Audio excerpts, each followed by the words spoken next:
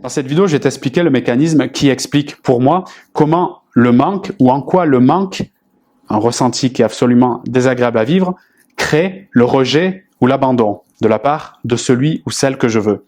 C'est très important pour moi d'identifier ce mécanisme-là pour pouvoir le contrer et après, je te proposerai une solution plus adaptée quand tu ressens le manque. Bien évidemment, pour repasser de l'autre côté, qui est une forme d'abondance, une forme de « j'ai besoin de rien, j'ai déjà tout ». Donc si tu es prête à te casser la tête un peu quelques minutes avec moi, reste attentive dans cette vidéo, sinon je suis sûr qu'il y a d'autres séries Netflix ou à la télé, des choses qui peuvent être très intéressantes.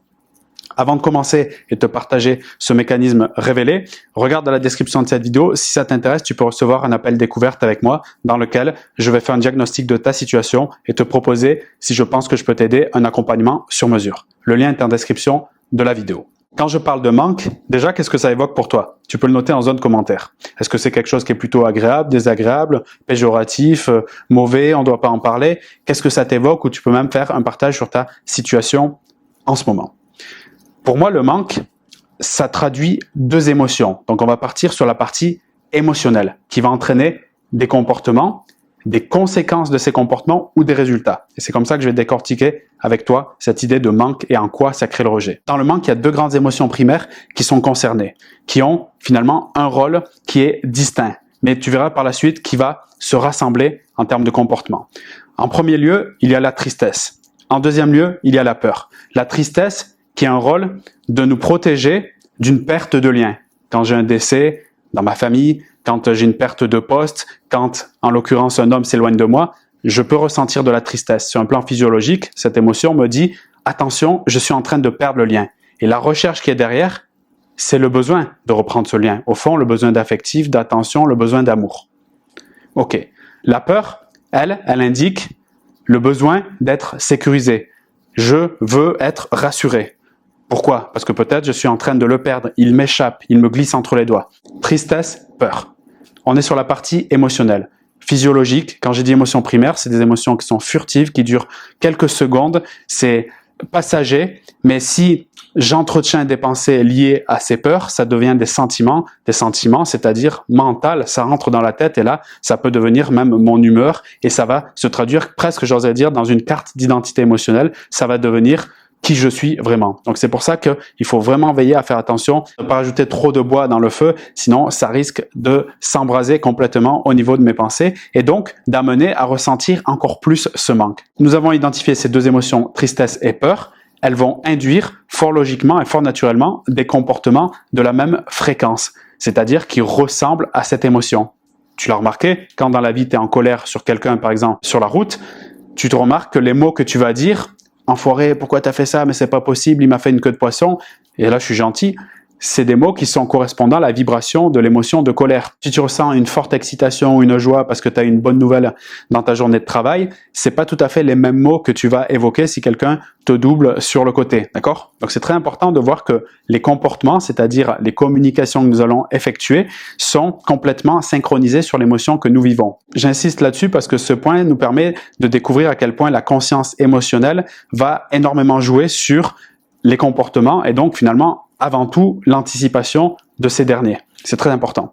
Donc la tristesse et la peur. Tristesse, recherche de lien, parce que j'ai perdu un lien.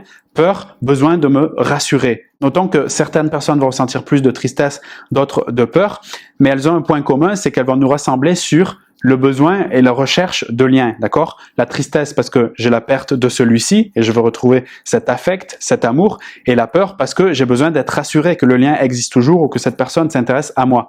Donc ça va amener des comportements, par exemple, comme on l'a vu dans une vidéo précédente, de stalking, c'est-à-dire de faire la fouine, regarder sur les réseaux sociaux, demander à des amis si on a des amis en commun, qu'est-ce qui se passe pour lui, aller fouiner d'une façon ou d'une autre, d'accord? Là, je recherche à nouveau le lien, je veux me rassurer. Ça peut être également envoyer des SMS, prise de contact régulière, des notes vocales, des appels, ça peut être des propositions de rendez-vous successives, en gros, lui courir après.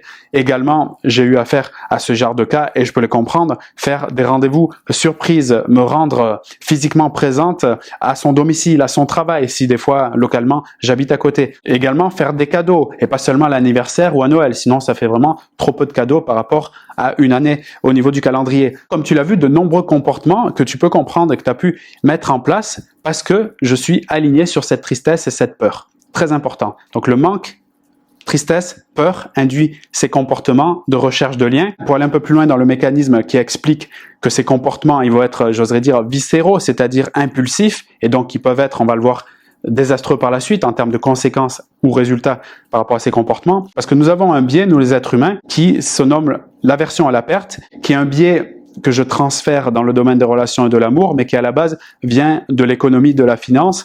Donc le sentiment, pour résumer simplement, que la perte que je viens d'effectuer là entraîne beaucoup plus justement de perte en moi, c'est-à-dire de mal-être, de me sentir mal par rapport à un gain probable. Imagine d'ailleurs, ou peut-être ça t'est arrivé, tu fais une journée où tu as, je sais pas, gagné 100, 200 euros, peu importe selon ton niveau de revenu, donc une belle journée, imaginons, et tu vas dans le métro ou dans un bus ou ailleurs, ou bref dehors, et tu perds un billet de 10 euros. D'accord? Même si tu as eu cette belle journée en termes de revenus, eh bien, les 10 euros perdus te feront plus mal, ou en tout cas, ils resteront plus dans tes pensées que le gain. Donc, ça va annihiler le gain. Tu vas même plus y penser tellement la perte sera celle qui va inonder tes pensées. Il y a même des études qui montrent clairement qu'on est 2 fois plus sensible à la perte qu'un gain. Eh bien, pour moi, dans le domaine des relations amoureuses, des relations même tout court, c'est exactement pareil. Je dirais même, voire encore pire.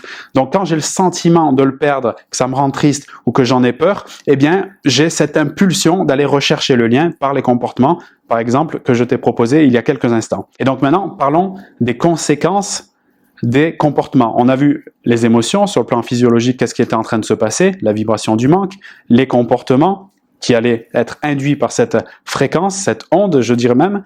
Ensuite, quelle est la conséquence? Donc, il y a la conséquence pour toi et la conséquence pour lui. Commençons par la conséquence pour lui. Eh bien, d'un premier temps, il capte ce que tu ressens d'une façon ou d'une autre par les comportements que tu vas émettre, par aussi ton non-verbal, ton langage corporel si vous avez l'occasion, par exemple, d'avoir des échanges téléphoniques ou même des notes vocales, ou bien encore des rendez-vous physiques d'une façon ou d'une autre, même s'ils sont de moins en moins importants, il va capter des informations. Il faut bien le comprendre. Nous sommes des mammifères, nous n'avons pas besoin d'être des pros en termes d'intelligence émotionnelle pour comprendre et capter certaines choses, ce feeling comme disaient les Anglais. Donc il va avoir le feeling qu'il y a quelque chose qui va pas, que t'es pas bien dans le sens où tu vibres des émotions dites négatives. J'aime pas trop le terme, mais ça veut dire que c'est pas très agréable à vivre. Ça va sans dire que ce ressenti-là est quelque chose qui n'est pas forcément attirant, tout simplement parce que c'est symboliquement lié sur un plan inconscient à quelque chose qui fait penser à la maladie. Et la maladie est quelque chose qui est repoussant. Qu'on le veuille ou non, on est tous aussi logés à la même enseigne par rapport à ça. D'accord? Je compte pas le nombre de personnes que j'ai eu au téléphone qui m'ont dit qu'elles ont été quittées. Oui, quittées parce qu'elles ont été malades à un moment donné, ou toi-même tu connais des personnes peut-être autour de toi, et ça peut arriver, il n'y a pas de problème avec ça, qui ont quitté quelqu'un qui avait un cancer, une maladie, quelque chose. Alors sans aller jusqu'à un cancer, mais symboliquement, quelqu'un qui vibre de la négativité, qui est pas bien, qui a une forte tristesse, voire de la détresse, c'est quelqu'un qu'on n'a pas envie d'avoir trop longtemps dans notre vie avec nous. La première chose ici, donc, il capte ce que tu ressens, et c'est pas forcément positif, surtout si le manque est très fort. La deuxième chose pour lui, donc la conséquence de ses comportements, encore une fois, la plupart du temps automatique dû à cette peur ou cette tristesse, c'est qu'il ressent d'une certaine manière, à ton contact, une forme de sécurité. Je n'ai pas peur de te perdre. C'est là qu'on peut retrouver cette idée de je suis acquise. D'accord? Bon, je te donnerai mon avis par rapport à ce sujet. Je te mets les vidéos par ici. Si tu les as pas vues, vas-y maintenant. Tu verras un peu comment je vois la chose. Je mets des nuances sur ce terme d'acquisition, entre guillemets. Mais notons quand même ici que par opposé au biais d'aversion à la perte, donc je rappelle, nous sommes 2 fois plus sensibles à quelque chose que nous allons perdre, que ce soit de l'argent ou une personne, plutôt qu'à un gain, donc de retrouver une personne ou retrouver de l'argent. Et bien là, je l'opposerai donc avec le biais, un biais que je propose moi ici, le biais de sécurité, le biais d'acquisition pour reprendre ce terme-là. C'est-à-dire que quand je sens que tu es après moi, mais que tu es vraiment après moi, qu'il y a vraiment un manque fort, eh ben d'une certaine manière, je me sens sécurisé par cela. Et par conséquent, j'ai ce biais de me dire, bon, j'ai pas trop de choses à faire, j'ai pas beaucoup de travail, entre guillemets, à faire, parce que de toute manière, je sens que tu es là, je sens que tu as mon contact. D'accord? Une troisième conséquence, un troisième effet de ces comportements, c'est que l'attention que tu lui portes à travers tes comportements, qui est répétée, voire même très excessive, ça dépend des cas, il faut étudier au cas par cas pour le savoir, mais en tout cas, cette attention importante qui vient vers lui, alors que lui n'en fait pas tant que ça à ce moment-là, eh bien, ça diminue tout simplement son désir de te voir, son désir, et en plus, ça le diminue progressivement, voire, selon les cas, de manière drastique, exponentielle, mais vers le bas. Et dans ce cadre-là, c'est, bien sûr, encore une fois, pas séduisant, pas attirant, et même très repoussant. Donc ça, c'est les effets que lui peut ressentir à travers ces comportements qui ont été induits, je le rappelle, par ce manque sur un plan émotionnel qui est la tristesse et la peur. Donc on a vu ce que ça peut entraîner chez lui et chez moi. Bien évidemment, quand je constate que mes comportements l'entraînent vers un éloignement, eh bien, ça renforce mon sentiment négatif, c'est-à-dire ma tristesse et ou ma peur, et ça renforce surtout mes comportements. Si justement je les intercepte pas, c'est aussi le but principal de ma vidéo, c'est de t'aider à les intercepter à un moment donné où soit je capte que j'ai des émotions vraiment qui vont vers le bas, soit mes comportements qui sont nocifs, mais d'une manière ou d'une autre, sur une de ces deux bulles, j'intercepte pour repasser en mode détente. Donc bien sûr, travailler sur ce cadre-là, dans l'idée de m'assagir, de discerner et puis de choisir de meilleurs comportements pour la suite. En gros, de casser cette spirale négative. Oui, cette spirale négative qui m'entraîne vers aussi, ça repart vers la tête et ça me ramène à reformuler des croyances peut-être que j'avais qui étaient limitantes concernant le fait de mériter de l'amour ou d'avoir de l'attention d'un homme ou de penser que je suis intéressante ou non. Donc ça peut favoriser des croyances qui me limitent énormément. C'est pour ça qu'il est important d'intercepter d'une manière ou d'une autre la bulle des émotions, des comportements ou au niveau des résultats quand je vois que ça coince. Ok? Maintenant qu'on a vu ce mécanisme dans le détail, si je reprends ma formulation du départ, tu vois à quel point ça devient maintenant plus cohérent et plus limpide. En tout cas, je l'espère, que le manque crée le rejet et ou l'abandon. Le manque crée le rejet et ou l'abandon. Oui, quand je ressens le manque, j'ai des comportements qui vont montrer que je suis en attente, que je veux que quelque chose se passe maintenant, que j'ai peur de perdre, que je suis triste de ne pas avoir, et à partir de là, je vais entraîner chez lui un sentiment de rejet, un sentiment de c'est pas très désirable, un sentiment aussi paradoxalement de sécurité. J'ai cette femme qui m'est acquise, donc aucune raison de m'exciter, j'ai peut-être ma carrière à mettre en place, ou mes enfants à m'occuper, ou gérer mon ex-femme un peu dégénérée, j'ai des choses à faire, ok? Donc voilà comment le manque crée le rejet. Si tu es dans le cas où la tristesse et la peur sont intenses, que le manque est donc fort, par conséquent, je te préconise largement, paradoxalement, de également t'éloigner. Nous en avons parlé dans une vidéo précédente, il s'éloigne. Si je ressens énormément de manque, et c'est ça l'apport que je fais aujourd'hui, d'accord, tristesse ou peur, et que je constate que j'ai fait les comportements qu'on a décrits dans cette vidéo, voire même avec répétition sans retour de sa part, il est indispensable de me retirer. Je le répète, excuse-moi encore, mais c'est très important, la répétition compte. Quand j'ai la conscience que je ressens le manque de manière intense, c'est-à-dire une forte tristesse et ou une forte peur, paradoxalement, j'ai tout intérêt à me retirer. J'ai toutes les bonnes raisons sur le papier de mettre en place des comportements pour le faire revenir, pour qu'il soit conscient de ma valeur, etc. Mais au contraire, je pense qu'il est indispensable ici de se retirer, de suspendre les contacts. Quand je dis suspendre, ça ne veut pas dire rompre à jamais. Suspendre pour une raison importante, et c'est là qu'on arrive vers le terme de cette vidéo et la solution, suspendre en agissant pour soi, en reprenant considération de ma personne, parce que quand je suis dans le manque, je m'oublie complètement. Je m'adapte à l'autre et je me suradapte, c'est-à-dire que je ne sais plus qui je suis.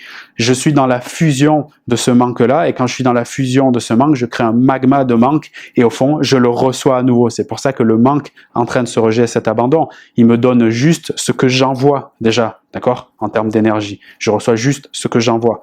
Donc je veux changer ce que je réceptionne, très important. Je veux réceptionner de l'amour, de l'abondance, quelque chose qui me fait du bien, de l'affection. Et je dois donc, avant tout, passer du manque à l'affection, à l'abondance, c'est-à-dire me sentir bien avec moi-même en faisant des tas de choses. À toi de voir ce qui te parle le plus et je peux t'aider à travers un accompagnement pour le faire ensemble. Je te rappelle que je propose des appels découvertes qui sont offerts pour qu'on parle de ta situation, que je fasse un diagnostic et que je te propose un coaching sur mesure, sur la durée, si je pense que je peux t'aider. C'est exactement ce qu'on peut faire ensemble. Tu peux le faire bien évidemment de ton côté, d'autres façons, mais si tu regardes ces vidéos, que mon approche te parle d'une manière ou d'une autre, on peut vraiment faire bouger les lignes et avec joie. On n'est pas obligé de souffrir en permanence. C'est aussi ça que j'ai envie de te dire ici. Je reprends quand j'ai ce manque qui est fort, un peu quelque part comme un addict à la drogue.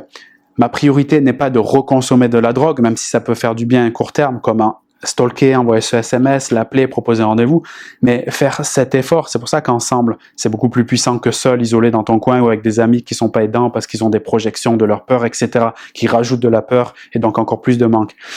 Il est absolument indispensable de prioritairement et d'urgence même selon si le manque il est très important, de se poser la question qu'est-ce que je peux faire tout de suite et maintenant qui me fait vivre quelque chose de plus sécurisant si la peur est forte et qui me permet, si la tristesse est forte, de reprendre du lien. Ça peut passer par appeler des amis, sœurs, frères, une grand-mère, une cousine, je sais pas, mais reprendre du lien, mais sans passer par lui directement. Et de cette façon, petit à petit, j'augmenterai ma sécurité interne et mon sentiment d'être lié, parce que c'est pas forcément lié à lui qui va m'atténuer cette tristesse ou carrément l'enlever, c'est aussi la connexion avec quelque chose de plus grand.